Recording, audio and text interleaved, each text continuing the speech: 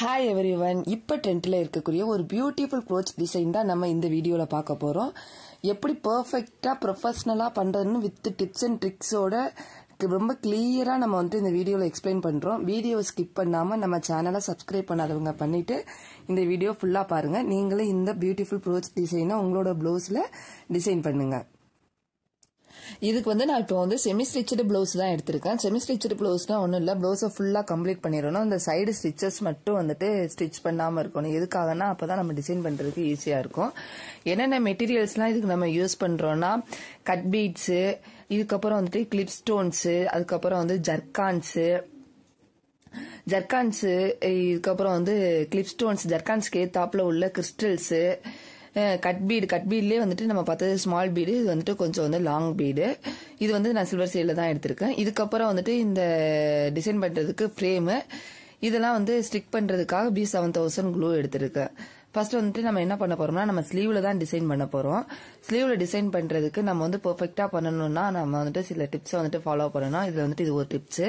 நம்ம கரெக்டா centre line மேல டாப்ல மிட் பாயிண்டையும் கீழே உள்ள பாட்டத்துல உள்ள மிட் பாயிண்டையும் எடுத்து ஸ்கேல் யூஸ் பண்ணி நம்ம சென்டர்ல நம்ம லைன் டிரா பண்ணிக்கணும்.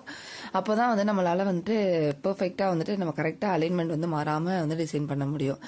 இதுக்கு நம்ம எந்த மாதிரி டிசைன் பண்ண போறோம்னா, டைமண்ட் கட்ல தான் நான் டிசைன் பண்ண போறேன். இந்த டைமண்ட் கட் எப்படி நம்ம நான் ஷேப் டிரா பண்ணிருக்கேன்னா, ஒரு பேப்பர் எடுத்து டைமண்ட் ஷேப்ல கட் பண்ணிக்கிட்டு 3 டிஃபரெண்ட் சைசஸ்ல எடுத்திருக்கேன். அதை அதில் பிளேஸ் பண்ணி நான் டிரா பண்ணிக்கிறேன். இதுக்கப்புறம் நம்ம ஃப்ரேம் யூஸ் பண்றோம்.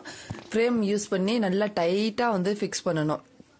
லூஸ் இருக்கக்கூடாது. லூஸ் இருந்துச்சுன்னா நமக்கு டிசைன் பண்ணும்போது டிசைன்ல அந்த லூசஸ் வர தெரியும்.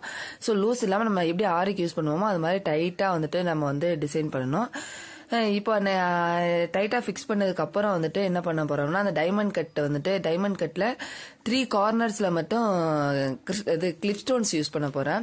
ஸ்டோன்ஸ் இது மல்டி கலர்ல தான் யூஸ் பண்றேன், ஒரே கலர்ல யூஸ் பண்ணல. பட் மல்டி கலரும் கான்ட்ராஸ்டான கலர் எடுக்காம சாரிக்கு மேட்ச் ஆகுற மாதிரியான கலர்ஸ் மட்டும் தான் நான் செலக்ட் பண்ணிருக்கேன். கான்ட்ராஸ்டா எடுத்தோம்னா பாக்குறதுக்கு அவ்வளவுக்கா நீட்டா இருக்காதுங்கிறதுனால சாரிக்கு கான்ட்ராஸ்டா எடுத்துக்கிறேன்.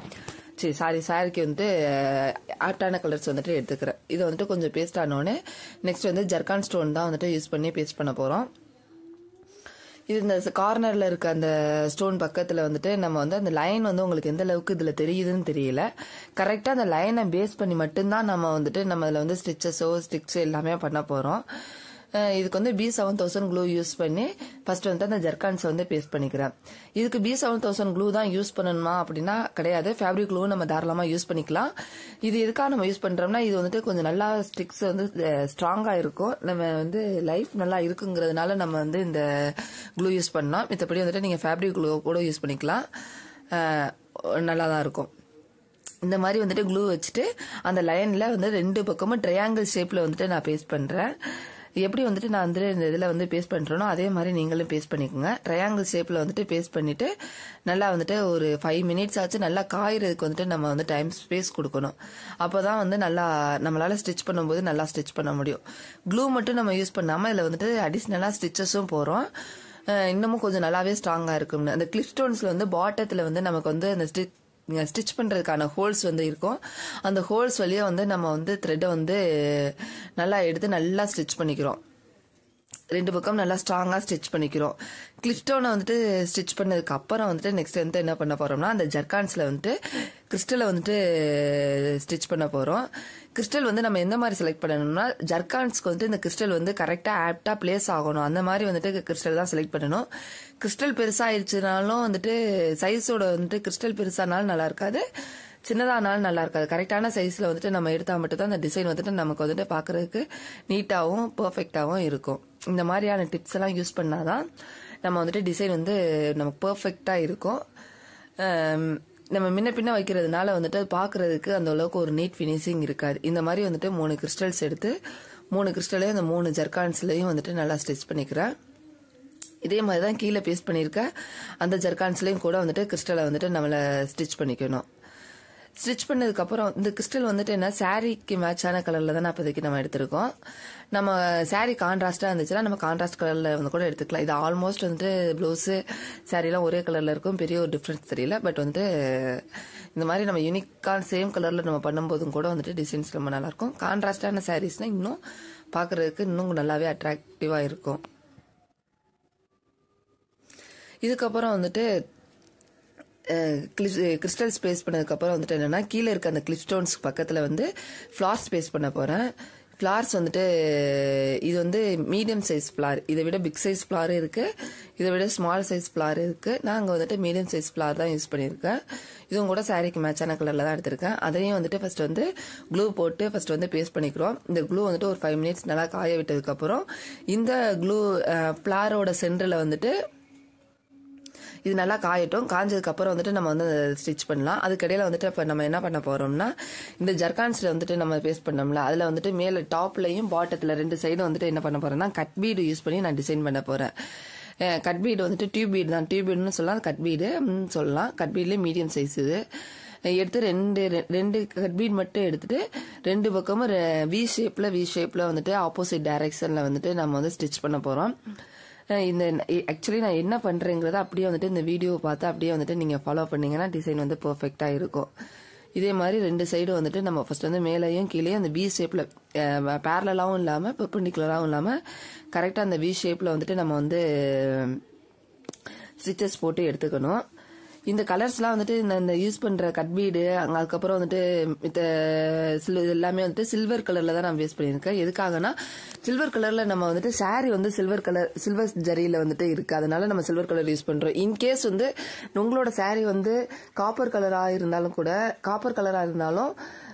காப்பர் கலர் யூஸ் பண்ணுங்க. கோல்டன் ஜரி வந்துச்சுன்னா கோல்டன் கலர் யூஸ் பண்ணுங்க. நம்ம மாற்றி வந்துட்டு யூஸ் பண்ணோம்னா பார்க்கும்போது ப்ளவுஸுக்கும் சாரீக்கும் வந்துட்டு மேட்ச் ஆகாமல் மிஸ் மேட்ச் ஆகும், பார்க்குறதுக்கு நல்லா இருக்காது. இந்த மாதிரி வந்து ஃபுல்லாக கம்ப்ளீட் பண்ணியாச்சு. இப்போ வந்துட்டு நான் ஒரு ஹாஃப் போர்ஷன் தான் நம்ம கம்ப்ளீட் பண்ணியிருக்கோம். ஹாஃப் போர்ஷன் வந்து கிராண்டாக நம்ம வந்துட்டு ஸ்டிச் பண்ணுறோம். பேலன்ஸ் ஹாஃப் போர்ஷன் வந்துட்டு என்ன பண்ண போகிறோன்னா சிம்பிளாக கட் பீட் மட்டும் யூஸ் பண்ணி ஸ்டிச் பண்ண போகிறோம். கட் பீட் வந்துட்டு எப்படி ஸ்டிச் பண்ணுவோம், கரெக்டாக அந்த லைன் வந்து உங்களுக்கு தெரியுதா, நான் ட்ரா பண்ணியிருக்க லைன் வந்துட்டு அதில் தெரியுதா என்னன்னு தெரியல, பட் வந்து நேரில் நல்லாவே தெரியுது. உங்களுக்கு தெரியுற மாதிரி வந்துட்டு நீங்கள் அந்த லைனை வந்துட்டு ட்ரா பண்ணுங்க. அந்த லைனை பேஸாக வச்சு அப்லையும் டவுன்லையும் இந்த கட் பீடை அப் அண்ட் டவுனில் மாற்றி ஆல்டர்னேட்டிவாக கிராஸாக வந்துட்டு ஸ்டிச் பண்ணிகிட்டே வரணும். ஒரு 4 கட் பீட் கொடுக்குறோம், ஒரு சில்வர் பீடு, 4 கட் பீடுக்கு ஒரு சில்வர் பீடுன்னு மாற்றி வந்துட்டு இந்த டிசைனை ஃபுல்லாக நம்ம கம்ப்ளீட் பண்ணுறோம். ஃபுல்லாக வந்துட்டு நம்ம இதே மாதிரி கிராண்டான டிசைன் கொடுத்தா அந்தளவுக்கு நல்லா இருக்காதுன்றதுனால இந்த மாதிரி வந்துட்டு நம்ம பண்ணிக்கிறோம். நம்ம பேஜஸில் ஆல்ரெடி ஃப்ரீ கிளாஸஸ்லாம் நிறையா டீச் பண்ணியிருக்கோம். இன்னொன்று வந்து ப்ளவுஸ் டிசைன்ஸும் நிறையா வந்துட்டு வித் நிறைய டிப்ஸ் அண்ட் ட்ரிக்ஸோட வந்துட்டு கிளியராக நம்ம வந்துட்டு நம்மளோட பேஜில் வந்துட்டு ஆல்ரெடி நிறையா டிசைன்ஸ்லாம் வந்து அப்டேட் பண்ணியிருக்கோம். நீங்கள் அதுவும் கூட வந்துட்டு போய் பார்க்குறதுனா பாருங்கள். இந்த வீடியோட எண்டில் வந்துட்டு அந்த வீடியோஸ்லாம் நான் வந்து அட்டாச் பண்ணுறேன். இல்லைன்னா நம்மளோட பேஜுக்குள்ளே போனீங்கன்னா வந்துட்டு இந்த வீடியோஸில் வந்துட்டு நிறையா வீடியோஸ் இருக்கும். நீங்கள் அதை வந்துட்டு கிளிக் பண்ணி நிறையா அந்த டிசைன்ஸ்லாம் கூட நீங்கள் லேர்ன் பண்ணிக்கோங்க. இப்போ வந்து ஃபைனலாக நம்ம டிசைன்ஸ் ஃபுல்லாக கம்ப்ளீட் பண்ணியாச்சு. கம்ப்ளீட் பண்ணதுக்கப்புறம் நமக்கு அவுட்புட் இப்படி தான் இருக்கும்.